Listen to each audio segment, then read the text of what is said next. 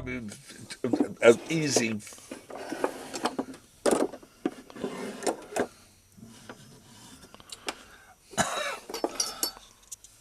A few of them there.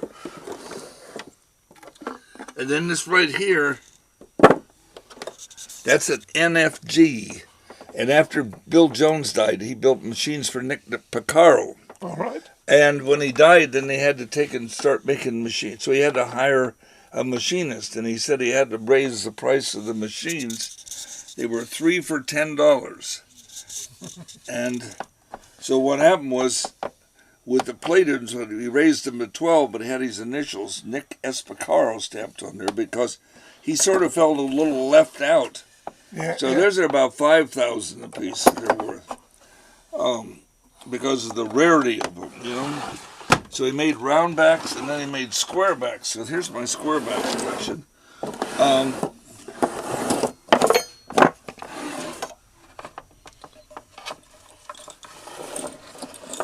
So I saved, you know, the tubes and everything. Yeah. So, you know, the difference between a round back and a square back, you know, is it's right in here. Yeah. And then you got, well, now this is coming into mine. And here's a Frisco Flyer. Wow.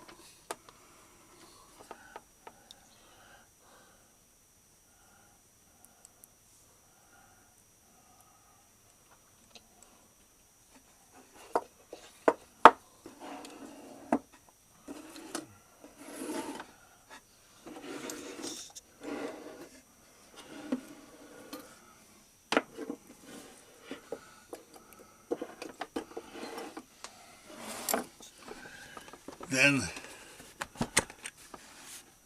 Oh, right. and there's a belt buckle that goes with it. But there's that Starstruck. Wow.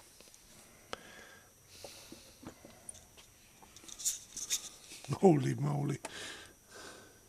See, and I make these little fucking electrical parts here where you can attach them with a screwdriver. Yeah, yeah. The wires. And then a science fiction sculptor by the name of Dale Enzenbacher did this one time. And we was up in the mountains, way up the fucking Sierra Nevada mountains, and we'd taken some fucking LSD. And he built that. And he's fucking practically blind because he has to get up here and work. God, he's a fucking diabolical son of a bitch. I'll tell you.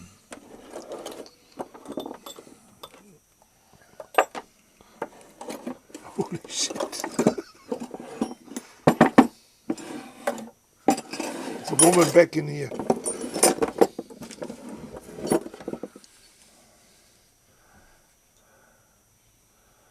$1975. Yeah. You'll see this in different magazine articles. I used to tattoo over this one with the red, white, and blue coils on them. Yeah.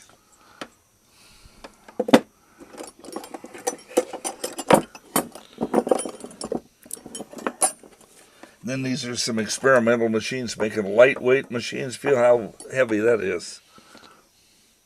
That's got everything that a fucking... That's how I used to make tubes. Yeah, I was just checking those. So that was your design of tube here. Well, you know, and with the rubber gloves on, you fucking... It's good. Yeah. You can turn it good. It's comfortable. And you use that where you get that tubing, that brass tubing that telescopes together. Yeah, yeah, yeah. You use that, so you can use 2 or 3 layers going up to, from the tube size, 5/16, to this size, whatever size you want your that you want your tube to be. Then you cut it off an angle, then you put your little fucking tip in there. Yeah. And Off you go. so then these are coils I used to make. And instead of having a binding post, you hook it right on the back of the coil. Your clip cord. Yeah. And then these here, this wire goes to either the contact point or the rear. And then the same way with this one, And then these inside ones here,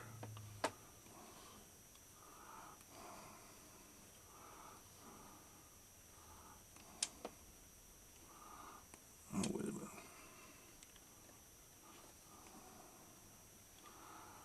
I guess this is it.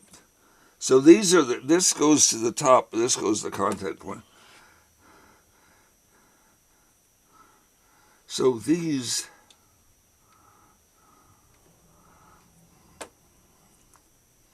what the fuck? Oh, it's fucking.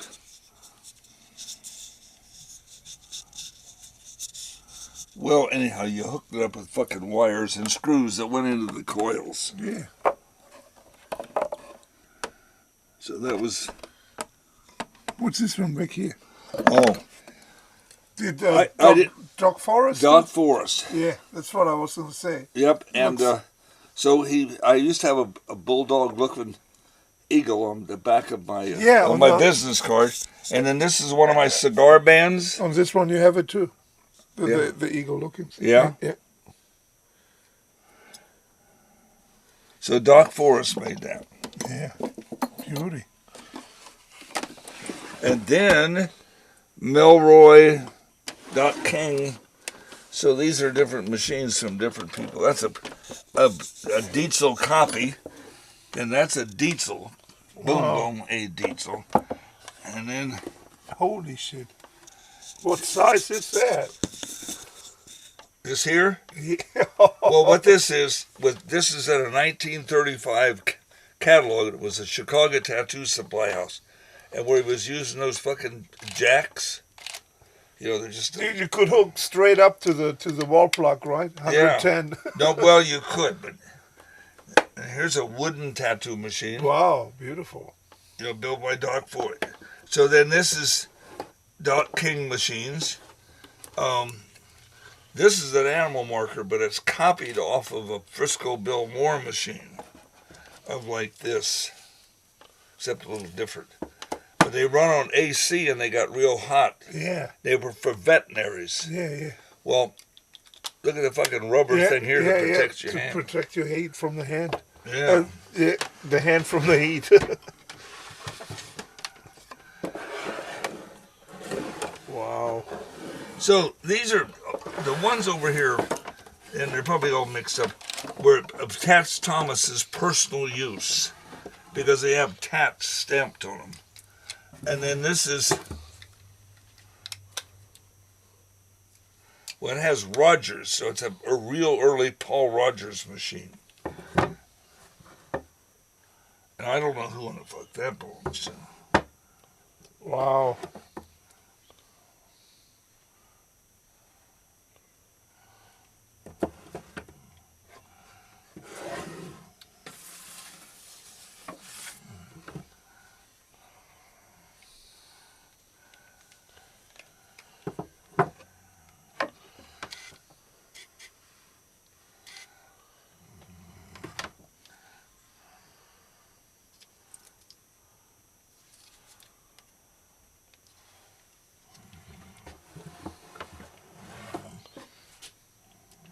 Amazing collection.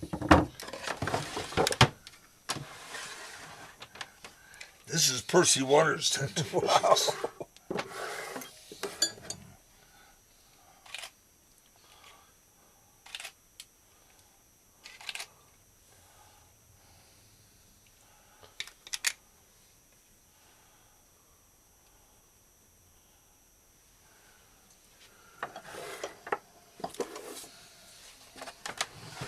And then,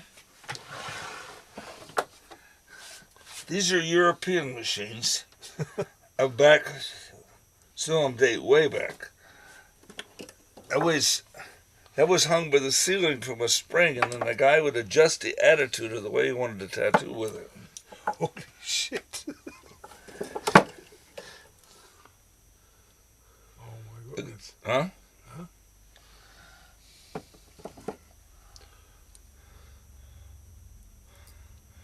This was in that fucking magazine, in Bill Skuse, in his book. Yeah.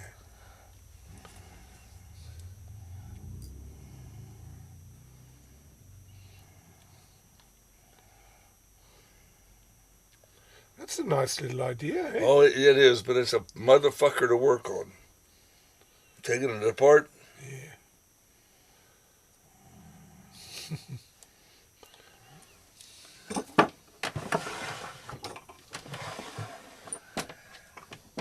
These are all Doc Forbes's machines here, and then this is a guy named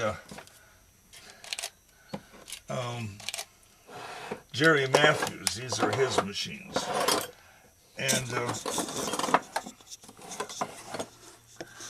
then these are all of Doc Forbes's use.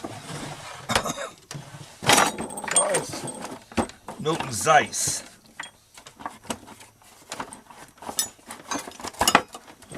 Oh, you got one of his original.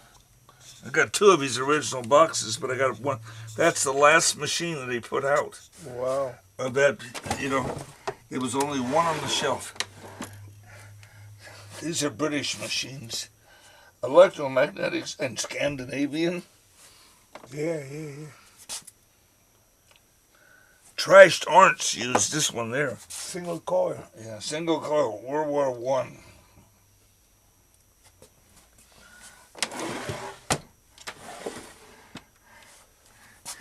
These are modern British machines. Yeah. That one there, Titchener, I think, built that.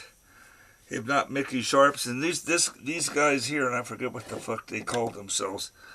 But, and then this is that one that Titchener put out, Yeah. but he didn't design it. But it had those spoons that held the two bites, held it in. Yeah. But the motherfucker didn't, it didn't grip tight enough. Yeah.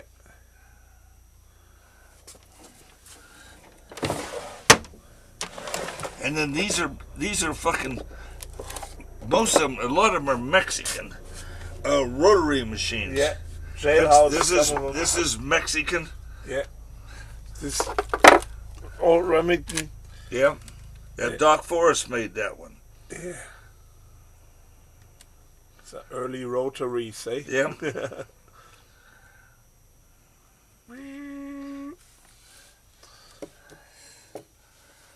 So that's a few machines here.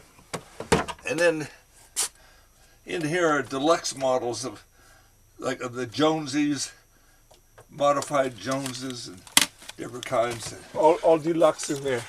Oh, yeah. I see. Yeah. Yeah, and then this is some modern tattoo machine frames. Yeah. But they were crossed here. Coastals. You know. And then this is, I think these are all single coils. And then oh, miniature ones. This is my miniature collection. All working, eh? I don't know if they are or not. I truly don't fucking put no juice to them, because if something was wrong and it burned out, then I'd feel bad. Yeah. Look at this little fucker here built on a solenoid. Huh?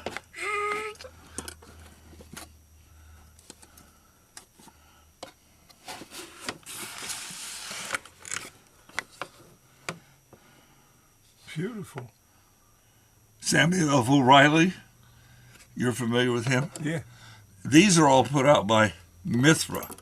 And I've done Mithra a favor a couple times. And every time I go by the table, they give me a fucking new machine.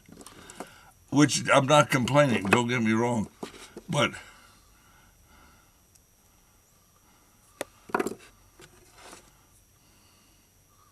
and they're pretty fucking, I imagine they run. I imagine they're pretty fucking good. I was going to build a miniature tattoo shop sometime, a miniature with little flash on the wall and shit. Yeah. And so anyhow, this is just going down through here. This is John Clark's holy shit new rotary. But see,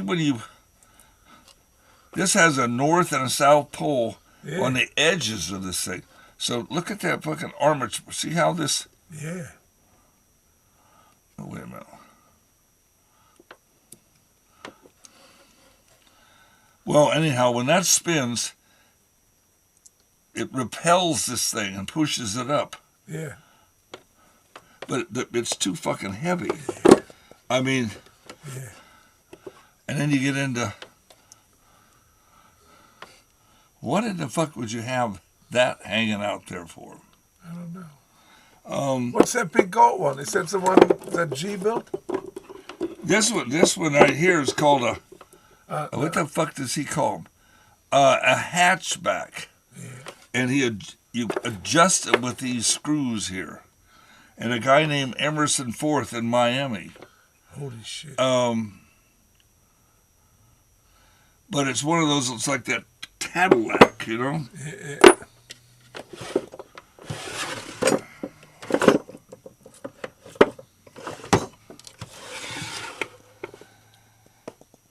These are Todd, calls himself Big Brother. Then these are modified Joneses. Jones has been fucking cut up, you know? Yeah. And because they only cost 3 for $10, so you can fuck with them all you want it, you know? And then this is spatial, Yeah. I mean, you know, one-of-a-kind machines like here, but it's got the coils that's here, and then it's got a coil that sticks up fucking the top. Huh? Holy moly. You know, and then they're getting into this type of design with a spring in the back. Yeah. And this one belonged to Crazy Ace. All right. And one of these days, I'm going to get a hold. Look at how I put the quarters on it for the fucking clip. That's something.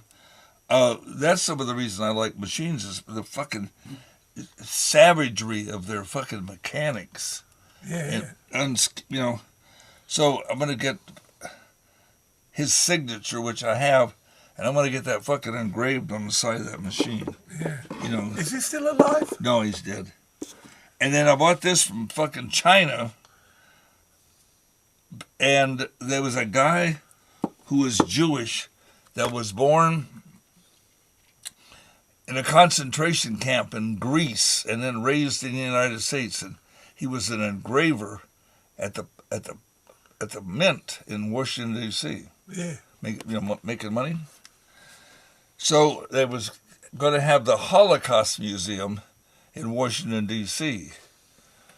And so he just knew that the Nazis had tattoo artists that tattooed the people in the prison camps. And that's not true. When they got to the prison camp, they were issued a number, and they had to go in the barracks and find somebody. So there was somebody in there that was hand poking them. And they're all fairly crude, you know? And but he just knew that the Nazis had tattoo artists. And so if they was tattooing, I couldn't talk the fucker out of it. You know, I mean, I've interviewed probably 20 people that have the marks on them. And I wouldn't cover them up. They'd come in and want to cover them up. I tell them that's your fucking lucky number. You're lucky you can read that son of a bitch. Yeah. So don't cover it up. I mean, I won't do it. You know, 'cause people can do some stupid shit. Yeah. You know? I've had people that come in and wanted the fucking numbers tattooed on them. It was running some kind of a scam, I guess, you know? I don't get involved in that shit. These are Andy Library. Those are Nick Melroy machines. Those are Jensen's. All right.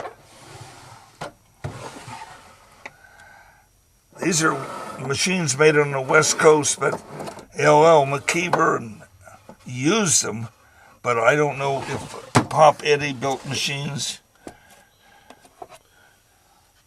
Look at that son of a bitch there. And it's got a rabbit stamped in the back with JSA. Huh? The Brits. This son of a bitch has got 4 coils in it. Holy moly. 2, you know, side by sides. What? And then here's fucking Scandinavian shit because massive. They got the finger switch on it. Yeah. So they tattoo this way. This had a cork on it, but it went in there. Yeah.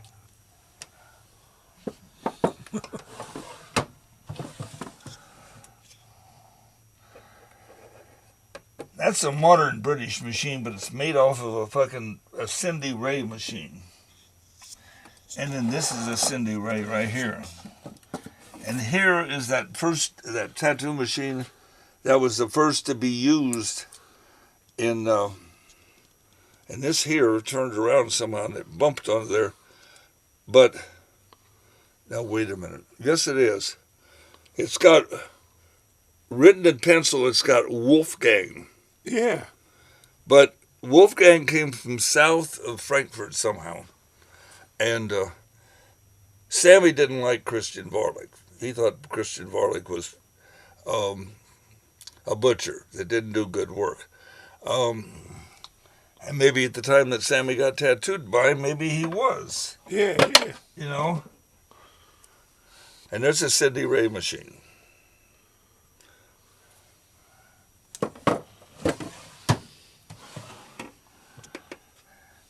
And these are sort of one-of-a-kind experimentals and homemakes and things of different ideas that tattoo artists had of adjustable rear spring.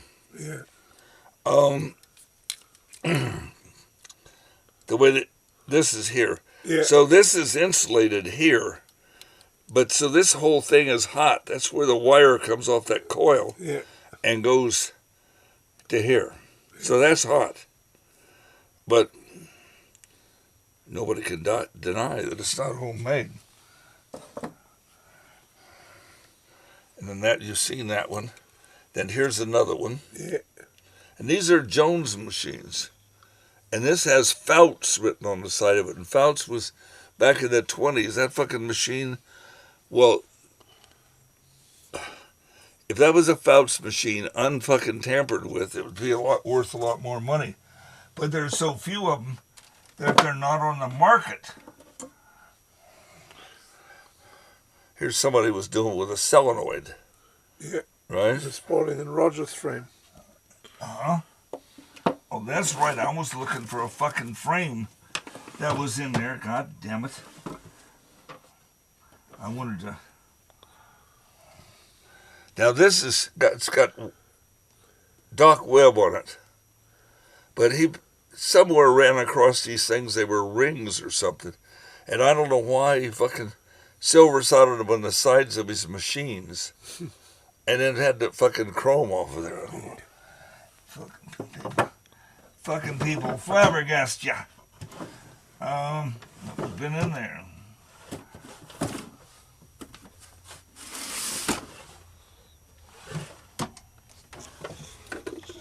And then these are some homemade rotaries and stuff that's made out of razors. Yeah. Proper jailhouse. Yeah, those are all jailhouses. Look at that. Yeah. Got a hose clamp. Yeah. And a hose clamp. Yeah. Works. That's something. So then you get in here and you get like this. Oh. And then you look Yeah, down. you have a few in here too. Then if you look through here. This was given to me on the cruise. And these Germans had come aboard there, and that's their tattoo club. Yeah. In wherever it's at. Frankenthal, yeah. You know where it's at? It's somewhere in the south. Uh-huh. Yeah. Now, because of the spelling, of how it's spelt, you can tell if it's from... It's like people from Bavaria. And I think that women from Bavaria, with a German accent, that's speaking English, are sexy. You like that, eh? You get up in the north, it's real guttural. Yeah. You know? But down in the south, they're sort of mellowed off by the Italians and the French. Yeah. Right. So we was up at Ludwig's Castle. Mm-hmm. That's fucking steep son of a bitch.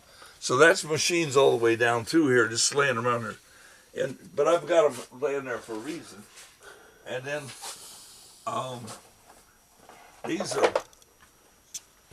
this is stuff that I haven't been able to, they all got a place, but all this shit takes fucking time. That's why I want to fucking sell it all.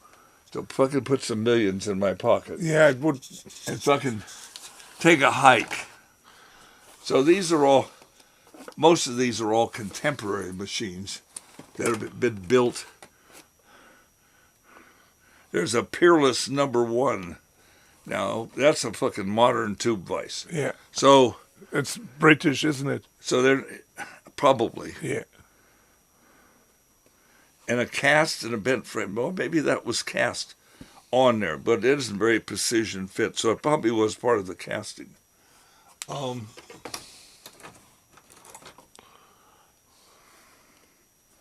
But they're just monkey see, monkey do when they're making fucking tattoo machines. Yeah. And they all, they got a capacitor, 9 chances out of 10, They work. they have, and they've all got fucking this. Yeah. If you're right-handed, this is hitting you in the hand. It's fucking barbaric in my book.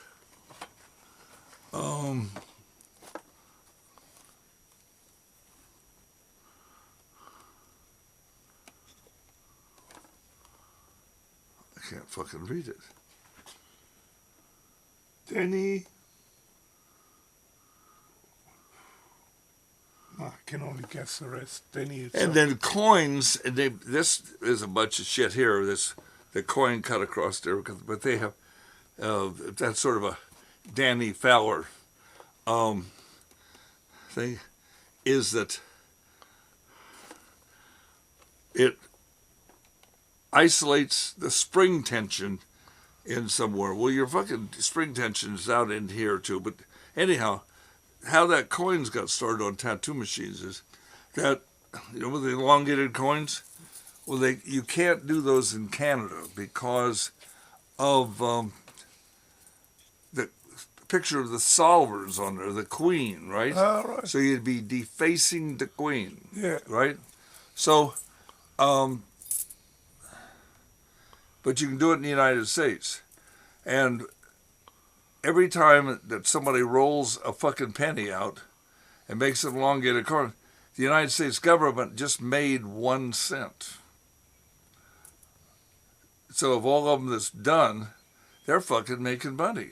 Yeah. Why would they care if you fuck their money up and then you can't use it?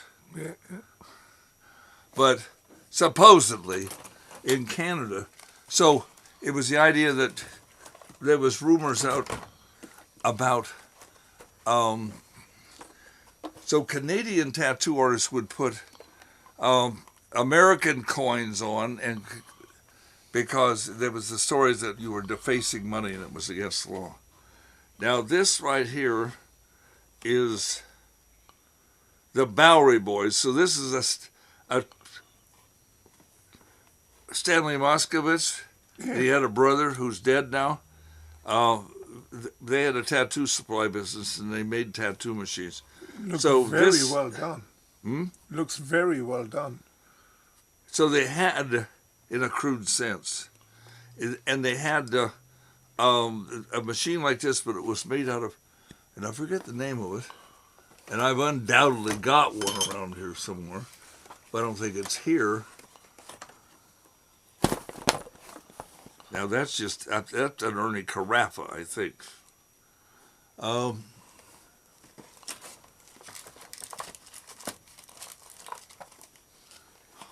Oh, Full plastic. boy, what a fucking, and look how for the clip cords. Now, but you get right down to it, that's pretty fucking modernistic design. Yeah. Huh? Yeah. It was like that one that was up here. That motherfucker there. Yeah, like a Batmobile. Huh? Yeah. I mean, that's futuristic as hell. Yeah.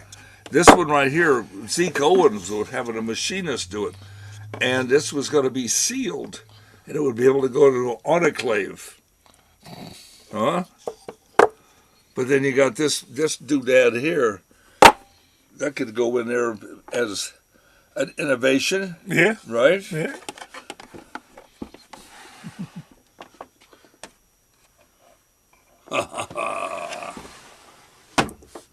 So, then this is what I used to fucking carry my tattoo machines in it. A violin conventions. case. But then I had a sign on the inside of it. So that's Of a nail. That's Dennis Dwyer. Yeah.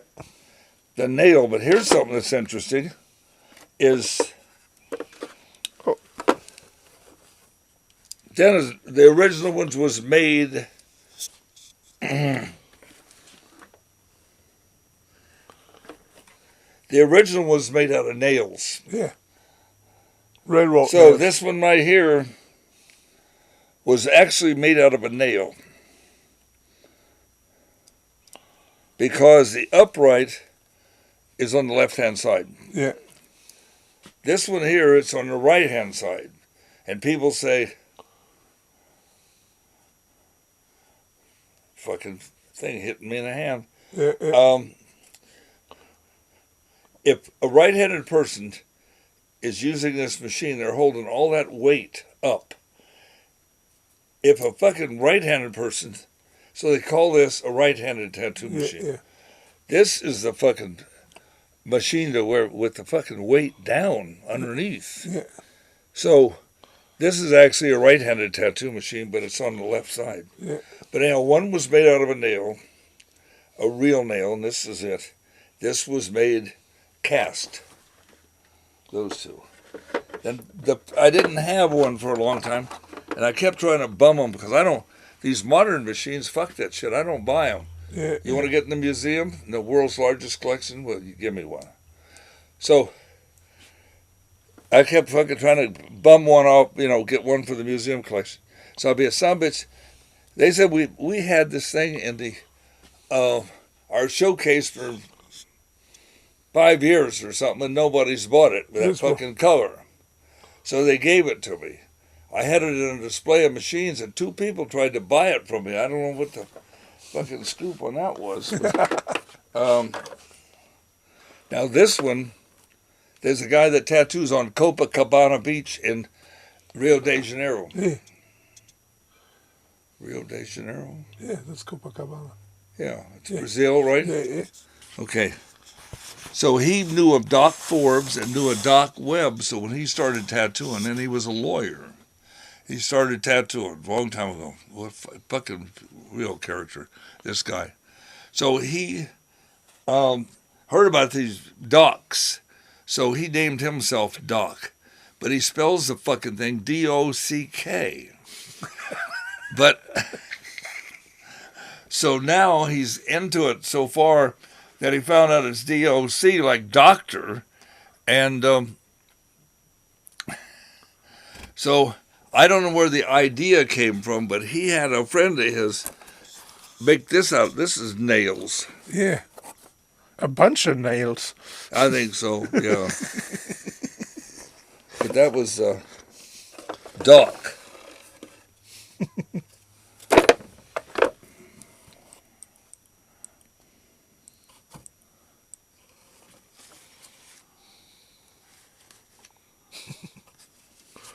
Goes to the eye. Yeah, it's slated or something.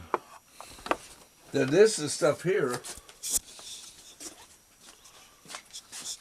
This, okay, you don't have a flashlight, do you? No. This one,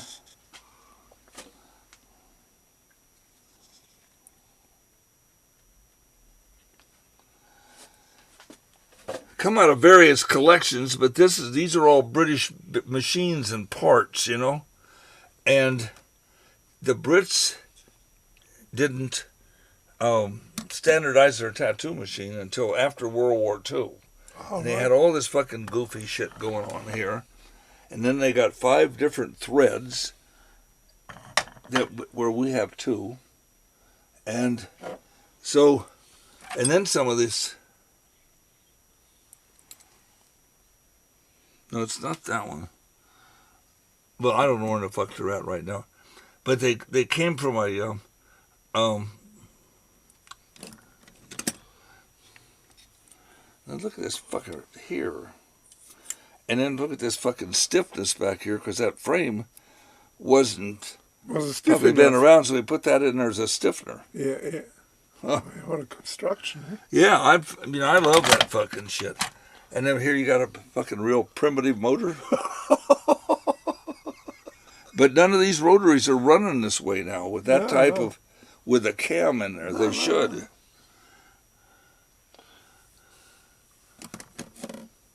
So anyhow, and then this is my Charlie Wagner machines. All right. Now I got more frames than I got anything, and then, but, oh,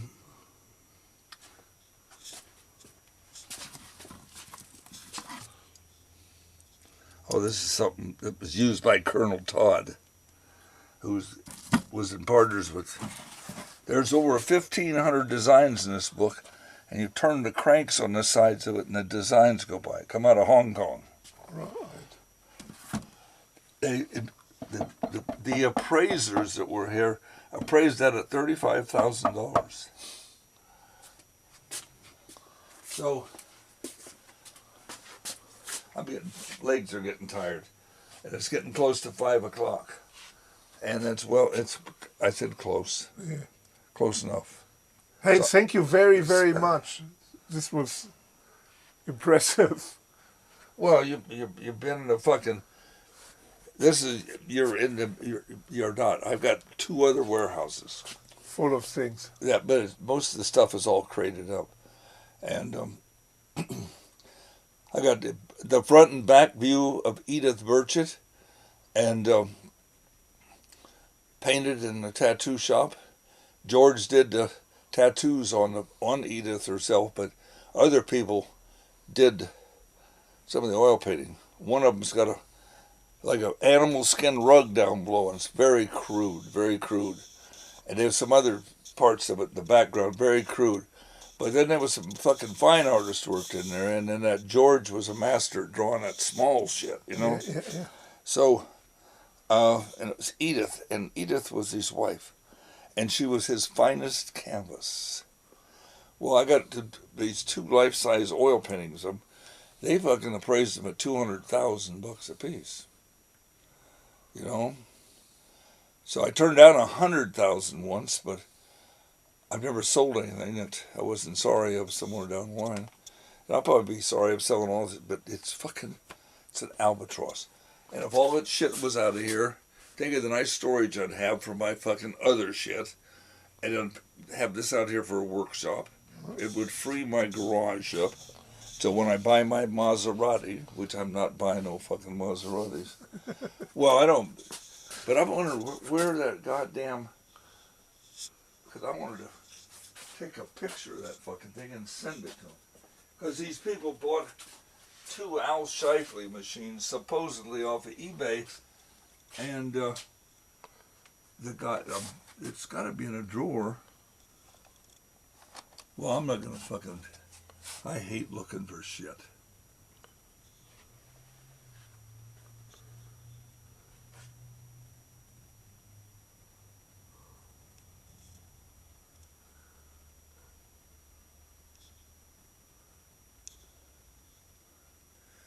Those brass plaques come off of number 30 Bond Street in London. And this was George Burchett's tattoo shop at one time. All right.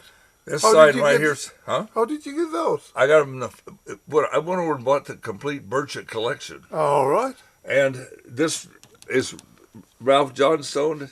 I got photographs of that on the wall by his tattoo stand while he's tattooing. That there. You know? So, and this right here,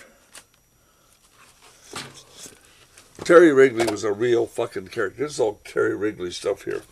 But anyhow, this is a letter he wrote me, telling about, and he turns a good word, about every American tattoo shop's got they got diplomas hanging on the wall, and it looks like that they have been made up by their fucking 9-year-old daughter in the 3rd grade or something like that. So he did you. So he made himself a plaque, and he belongs to the Tattoo Club of the United States.